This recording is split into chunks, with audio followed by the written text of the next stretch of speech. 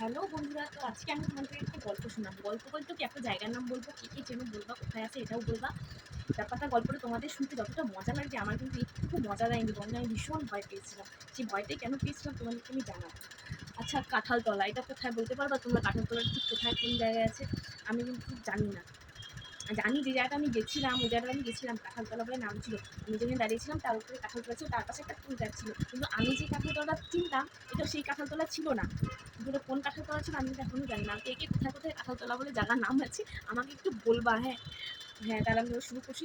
আমি বেরিয়েছিলাম কোথাও একটা যাওয়ার জন্য, নির্দিষ্ট জায়গা আমি জানি না নামটা, কোথায় যাওয়ার জন্য আমি বেরিয়েছিলাম, অটোতে করে বেরিয়েছিলাম। তারপর কী কারণে কী উল্টাপাল্টা কিছু হয়েছে, আমার কাছে কিন্তু আমার মেয়েও ছিল, আমার মেয়ে আমার কাছ থেকে চলে গেছে, মানে হারিয়ে গেছে আমার মেয়ে। আমি বুঝতে পারছিলাম আমার মেয়ে কীভাবে হবে, আমি কি ভয় পেয়ে গেছিলাম। তারপর আমি একটা অটোতে উঠি, ওই অটোওয়ালা আমার কাছে তো কোনো টাকা পয়সা ছিল না। টাকা পয়সা ছিল না দেখে ওই অটোওয়ালাটা আমাকে নামিয়ে দিচ্ছে অটো থেকে নামি যখন নামার জন্য ওই জায়গাটার নাম ছিল বলে কাঁঠালতলা। অবশ্য ওখানে একটা কাঁঠাল গাছের ফুলের গাছ আমি দেখতে পেয়েছি, ওখানে দেখতেছিলাম না কি আছে ওখানে, কাঁঠাল গাছ, তার পাশে একটা ফুল গাছ ছিল। কিন্তু আমি যে কাঁঠালতলাটা চিনতাম ওইটা ওই কাঁঠালতলার জায়গা ছিল না।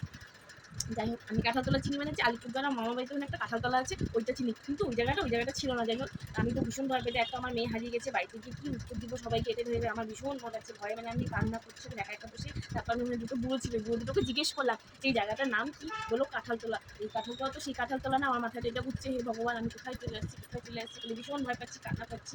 হঠাৎ করে দিকে আমার চোখটা খুলে গেল।